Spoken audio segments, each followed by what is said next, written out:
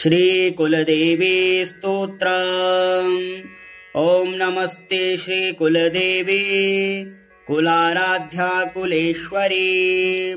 कुलसंरक्षणी माता कौलिकज्ञानप्रकाशिनी वन्दे श्रीकुलपूज्या कुलाम्बा कुलरक्षिणी वेदमाता जगन्माता लोकमाता हितैषिणी आदिशक्ति समुद्भूता त्वया हि सम्पूर्ण जगत् विश्ववन्द्यां महाघोरां त्राहि मां शरणागतम् त्रैलोक्यहृदयं शोभे देवी त्वं परमेश्वरी भक्तानुग्रहकारिणी त्वं कुलदेवी नमोऽस्तुते। महादेव प्रियंकरी बालानां हितकारिणी कुलवृद्धिकरी माता त्राहि मां शरणागतम् चिदग्निमण्डलसम्भूता राज्यवैभवकारिणी प्रकटितां सुरेशानी वन्दे त्वां राजगौरवाम् त्वदीये कुले जातः त्वामेव शरणं गतः त्वत्वत्सलोऽहम् आद्ये त्वं रक्ष रक्षाधुना पुत्रं देहि धनं देहि साम्राज्यं प्रदेहि मे सर्वदास्माकं कुले भूयात् मङ्गलानुशासनम् कुलाष्टकमिदं पुण्यम् नित्यं यः सुकृती पठेत् तस्य वृद्धि कुले जातः प्रसन्ना परमेश्वरी कुलदेवी स्तोत्रमिदं सुपुण्यं ललितं तथा अर्पयामि भवद्भक्त्या त्राहि मां शिवगेहिनी। ॐ नमस्ते श्रीकुलदेवी कुलाराध्या कुलेश्वरी कुलसंरक्षणी माता कौलिकज्ञानप्रकाशिनी वन्दे श्रीकुलपूज्या कुलाम्बा कुलरक्षिणी वेदमाता जगन्माता लोकमाता हितैषिणी आदिशक्ति समुद्भूता त्वया हि सम्पूर्ण जगत् विश्ववन्द्यां महाघोरां त्राहि मां शरणागतम् त्रैलोक्यहृदयं शोभे देवी त्वं परमेश्वरी भक्तानुग्रहकारिणी त्वं कुलदेवी नमोऽस्तुते। महादेव प्रियंकरी बालानां हितकारिणी कुलवृद्धिकरी माता त्राहि मां शरणागतम् चिदग्निमण्डलसम्भूता राज्यवैभवकारिणी प्रकटितां सुरेशानी वन्दे त्वां राजगौरवाम् त्वदीये कुले जातः त्वामेव शरणं गतः त्वत्वत्सलोऽहम् आद्ये त्वं रक्ष रक्षाधुना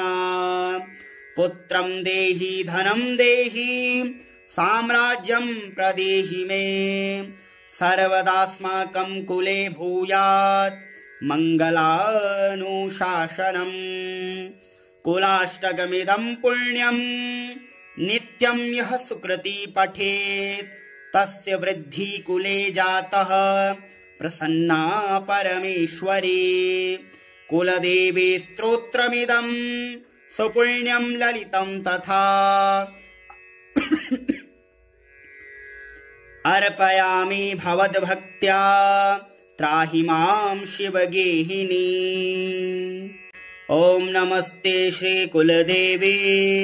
कुलाराध्या कुलेश्वरी कुलसंरक्षणी माता कौलिकज्ञानप्रकाशिनी वन्दे श्रीकुलपूज्या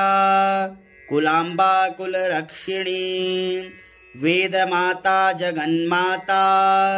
लोकमाता हितैषिणी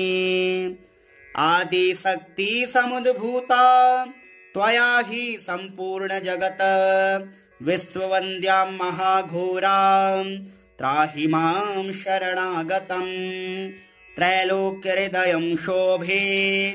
देवी त्वं परमेश्वरी भक्तानुग्रहकारिणी त्वं कुलदेवी नमोऽस्तु ते महादेव प्रियंकरी बालानां हितकारिणी कुलवृद्धिकरी माता त्राहि मां शरणागतम् चिदग्निमण्डलसम्भूता राज्यवैभवकारिणी प्रकटितां सुरेशानि वन्दे त्वां राजगौरवाम् त्वदीये कुले जातः त्वामेव शरणं गतः त्वत्वत्सलोऽहमाद्ये त्वं रक्ष रक्षाधुना पुत्रं देहि धनं देहि साम्राज्यं प्रदेहि मे सर्वदास्माकं कुले भूयात् मङ्गलानुशासनम् कुलाष्टकमिदं पुण्यं नित्यं यः सुकृती पठेत् तस्य वृद्धि कुले जातः प्रसन्ना परमेश्वरी कुलदेवी स्तोत्रमिदं सुपुण्यं ललितं तथा अर्पयामि भवद्भक्त्या त्राहि मां शिवगेहिनी ॐ नमस्ते श्रीकुलदेवी कुलाराध्या कुलेश्वरी कुलसंरक्षणी माता कौलिकज्ञानप्रकाशिनी वन्दे श्रीकुलपूज्या कुलाम्बा कुलरक्षिणी वेदमाता जगन्माता लोकमाता हितैषिणी आदिशक्ति समुद्भूता त्वया हि सम्पूर्णजगत् विश्ववन्द्यां महाघोरां त्राहि मां शरणागतम् त्रैलोक्यहृदयं शोभे देवी त्वं परमेश्वरी भक्तानुग्रहकारिणी त्वं कुलदेवी नमोऽस्तु ते महादेव प्रियंकरी बालानां हितकारिणी कुलवृद्धिकरी माता त्राहि मां शरणागतम् चिदग्निमण्डलसम्भूता राज्यवैभवकारिणी प्रकटितां सुरेशानि वन्दे त्वां राजगौरवाम् त्वदीये कुले जातः त्वामेव शरणं गतः त्वत्वत्सलोऽहमाद्ये त्वं रक्ष रक्षाधुना पुत्रं देहि धनं देहि साम्राज्यं प्रदेहि मे सर्वदास्माकं कुले भूयात् मङ्गलानुशासनम् कुलाष्टकमिदं पुण्यं नित्यं यः सुकृती पठेत् तस्य वृद्धि कुले जातः प्रसन्ना परमेश्वरी कुलदेवी स्तोत्रमिदं सुपुण्यं ललितं तथा अर्पयामि भवद्भक्त्या त्राहि मां शिवगेहिनी ॐ नमस्ते श्रीकुलदेवी कुलाराध्या कुलेश्वरी कुलसंरक्षणी माता कौलिकज्ञानप्रकाशिनी वन्दे श्रीकुलपूज्या कुलाम्बा कुलरक्षिणी वेदमाता जगन्माता लोकमाता हितैषिणी आदिशक्ति समुद्भूता त्वया हि सम्पूर्णजगत् विश्ववन्द्यां महाघोरां त्राहि मां शरणागतम् त्रैलोक्यहृदयं शोभे देवी त्वं परमेश्वरी भक्तानुग्रहकारिणी त्वं कुलदेवी नमोऽस्तु ते महादेव प्रियंकरी बालानां हितकारिणी कुलवृद्धिकरी माता त्राहि मां शरणागतम् चिदग्रिमण्डलसम्भूता राज्यवैभवकारिणी प्रकटितां सुरेशानि वन्दे त्वां राजगौरवाम् त्वदीये कुले जातः त्वामेव शरणं गतः त्वत्वत्सलोऽहमाद्ये त्वं रक्ष रक्षाधुना पुत्रं देहि धनं देहि साम्राज्यं प्रदेहि मे सर्वदास्माकं कुले भूयात् मङ्गलानुशासनम् कुलाष्टकमिदं पुण्यं नित्यं यः सुकृती पठेत् तस्य वृद्धि कुले जातः प्रसन्ना परमेश्वरी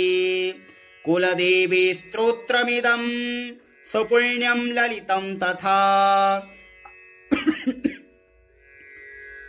अर्पयामि भवद्भक्त्या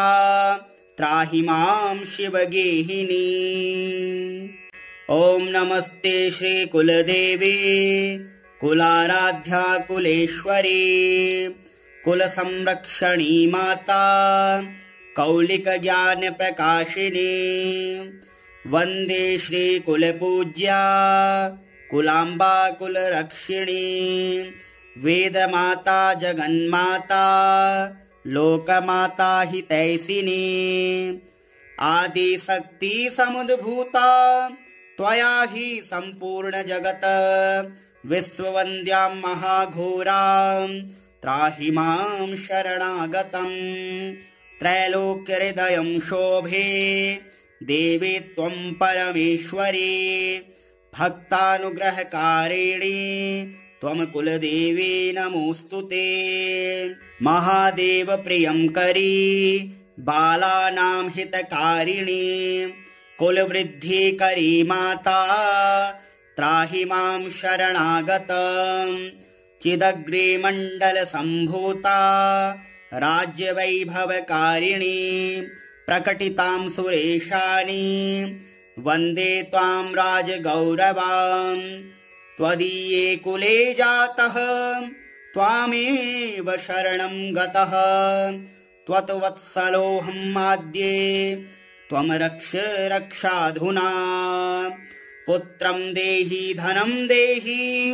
साम्राज्यं प्रदेहि मे सर्वदास्माकं कुले भूयात् मङ्गलानुशासनम् कुलाष्टकमिदं पुण्यं नित्यं यः सुकृती पठेत् तस्य वृद्धि कुले जातः प्रसन्ना परमेश्वरी कुलदेवी स्तोत्रमिदं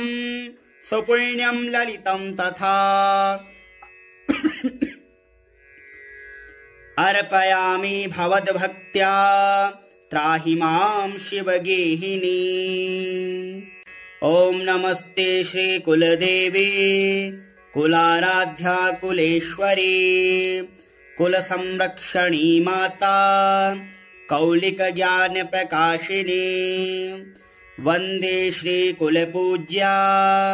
कुलाम्बा कुलरक्षिणी वेदमाता जगन्माता लोकमाता हितैषिणी आदिशक्ति समुद्भूता त्वया हि सम्पूर्ण जगत् विश्ववन्द्यां महाघोरां त्राहि मां शरणागतम् त्रैलोक्यहृदयं शोभे देवी त्वं परमेश्वरी भक्तानुग्रहकारिणी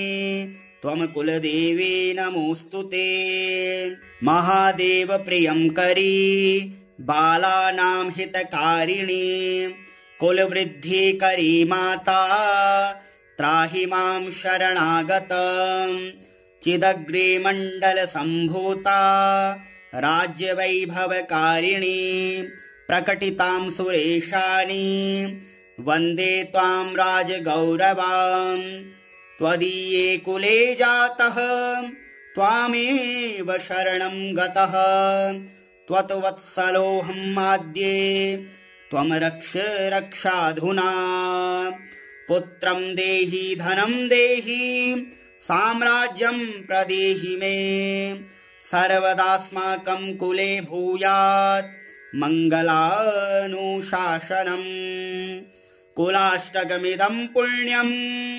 नित्यं यः सुकृती पठेत् तस्य वृद्धि कुले जातः प्रसन्ना परमेश्वरी। कुलदेवी स्तोत्रमिदं सुपुण्यं ललितं तथा अर्पयामि भवद्भक्त्या त्राहि मां शिवगेहिनी।